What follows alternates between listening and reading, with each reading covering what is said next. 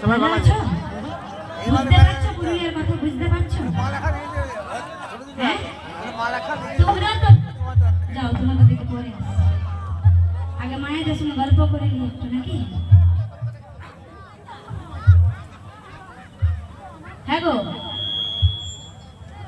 বুঝতে পারছো? পারছো না? শুধু ওই ছেলেটাই বুঝতে পারছে? ওই ছেলেটাই বুঝতে পারছে না, পারছে না? তোমরা মিশা কথা বলছো না? মিশাই